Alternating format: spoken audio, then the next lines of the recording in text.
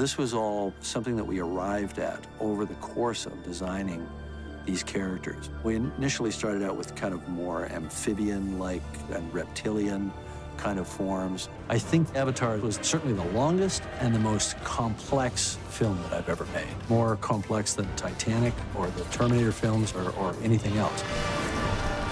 The underwater performance capture, first of all, it's a huge amount to think about. So there's not just the physical challenge of holding your breath. While there has been so much hype around the Avatar films over the years, there is even more now with the release of the trailer to the third installment, Avatar 3: Fire and Ash. It's by definition, as exploring a frontier, you're going to make mistakes. We made mistakes, but we figured it out. I'm only smart enough to surround myself with enough smart people to solve the problem. So my way of processing that was to draw onto paint, and I was painting creatures and painting alien worlds for as far back as I can remember. While we wait for more information to come through, today we wanted to share how James Cameron creates these breathtaking scenes for the franchise with 1 and 2.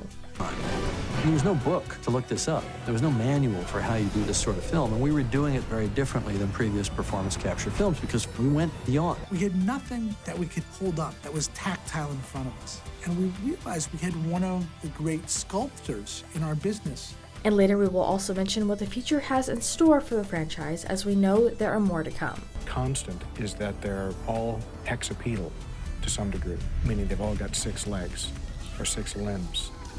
How do you make that work? Unfortunately, a real horse doesn't work with 6 legs, so you have to re-engineer an actual horse's anatomy. But before we get into more of these moments, today's trivia question: what year did the first Avatar movie release? Leave your guesses in the comments down below and stick around till the end of the video to find out if your answer was correct. What happened in April of 2005? Rob Legato came to us and showed us some tests that he had actually done. You've got a bunch of markers on the actor's body that are being picked up by hundreds of cameras. So the hundreds of cameras are providing different views of these markers. Avatar shocked the nation with the aspects of the setting as well as the motion capture. One of the most obvious aspects of Avatar that made it stand out so much was the technological achievements that it made. While CGI and 3D technology had been used before, nobody had used them to the level that Cameron did. So we proposed to Fox that they support us for a year. And we would do several things during that year. First, we would research the technology. Could we really do the things we think we can do? I think one of the biggest disservices on this movie, sort of during the award season, if you will, was that the costume design was not recognized. There were actually 2 costume designers. Cameron really went out of his way to make sure nothing fake was going into this film. Instead of plastic and fake, this CGI felt genuine and real, especially when put side by side with human actors. When somebody is standing in front of the camera, I don't see them, I see their character. So I'm basically walking around with a monitor. There's no lens on this thing. It's just a markered object. I think that what's unique and special about Avatar is that it's an experience. The part of the job that matters to me is what's it about? The big questions of why. Even watching these actors and actresses perform in mocap suits might be a little funny to look at. You gotta give them credit where credit is due, having to act with all of that on. One of the first things we did when we had the system up and running is we shot what we called a prototype. Maybe we were crazy, but we never doubted that it would work. So we cast 2 actors who were not going to be the final actors. So why not just let them kill my ass? What's the thinking? Why safe? Yes. Why safe? All of these factors turned Avatar into the highest grossing movie of all time, a title the film still holds, with a lifetime gross of $2.9 billion. It beat the previous title holder, Titanic, in just 47 days. We would reference a lot of small lichen, small succulents that actually exist on Earth, exotic flowers, and just really play up the scale of those. The environmental factors that would have the most influence on plants would be the light, the solar radiation, which is needed for photosynthesis. As I share my excitement for this film, I want to mention we are currently doing a giveaway. Share what you were most excited for with this project, and the best comment will win a $25 Fandango gift card where you can purchase a full movie with added bonus features. Comment down below and one winner will be chosen. What does a knife look like, you know? How do you wear it? All of the stuff informs everything else. And it's impossible for a CG artist to imagine how to simulate this stuff. Deb Scott made up all kinds of different fringe, different weights and different lengths and so on, and we tested it. Basically, we did wind tunnel testing and saw what it looked like. It took Cameron years and years before we saw the next installment, Avatar: The Way of Water. It'd swim through the water and give it waves and current and everything. We had decks that had this unistrut system built that were on gantries and chain motors. The film's cast and crew revealed the multiple innovative methods they developed to shoot the film, as the production team quite literally learned how to work vis-a-vis The Way of Water. Working in a volume with markers on their body, facial head rigs on their head, and we capture 100% of their performance in the digital world.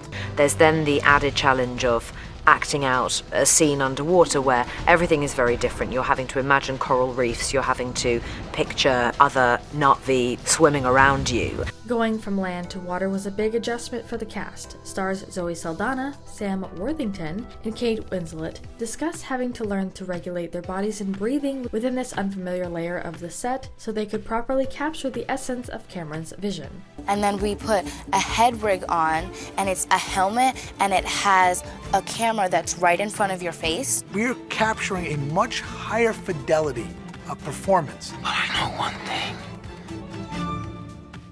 This family is our fortress. There's then the added challenge of acting out a scene underwater where everything is very different. You're having to imagine coral reefs, you're having to picture others swimming around you. Then you have the challenge of your movements are very, very different underwater, finding that serenity and that calm. You can capture the emotion, you can capture the subtleties, the nuances of the movements, you can capture the eye, you can capture the tics, everything. I'll be nice once, then I won't. As for the technical part of filming, the crew created a series of decks using unistrut systems hooked up to gantries and chain motors that could be lifted out of the water. I've always thought that being in the volume is about playing and imagination, and there is no kind of fear or no shame. You can do whatever you need to do to get to that truth.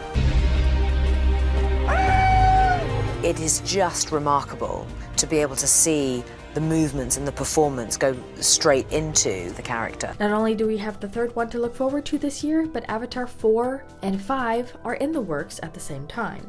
Saving their lives, that's all that matters. I have had to work completely differently than I ever have before, and it's been an amazing experience to go back in time. Why am I different? You might think we are far off from those films, and while that may be true, even as I write this, Avatar 5 is already in production, even with release not until 2031. What is this? I find as a director, I'm much more attuned to the actors because that's all I have to worry about. It's the only way to make this film. With a large space between Avatar 1 and 2, James Cameron knew that this franchise would be big, especially with the amount of money that it made in the box office. We couldn't have planned it better if I'd said, okay, what I need you guys to do is find somebody you really love and get married and have some children, and that's your prep for the next movie. I've had several children. When we get back into this world, it's like putting on an old pair of gloves. You just have a trust for each other. And as far as the answer to our trivia question, we were first introduced to this franchise in 2009. I was always looking at everything in wonder. Just like, what is this? If we'd done this on wires, it would look hokey. The underwater performance capture, first of all, it's a huge amount to think about. So there's not just the physical challenge of holding your breath. But we wanted to turn this around to you guys. What do you think about all these moments? Which one was your favorite? And what are you mostly looking forward to in the next installment? And that truth is what you need to make these movies work. What Jim wanted to do is give the actors an environment that was going to be as realistic as possible. Then you have the challenge of your movements are very, very different underwater. Finding that serenity and that calm. Let us know what your thoughts are in the comments down below. Make sure you're subscribed with notifications on for more videos just like this. We had decks that had this unistrut system built that were on gantries and chain motors so that we could lift them up and build the set on top of it above the water. That system has the ability to also tilt those platforms, and a lot of times we will need that relationship with interacted topography. That's it for today though. We'll see you all next time with a brand new video. Bye guys. There are different ways to make films that have CG characters. What we're interested in with performance capture is the totality of the performance. The eyes, everything. The actor creates the emotion. The actor creates the moment. It's our job to make sure that everything the actor did is preserved in their CG character.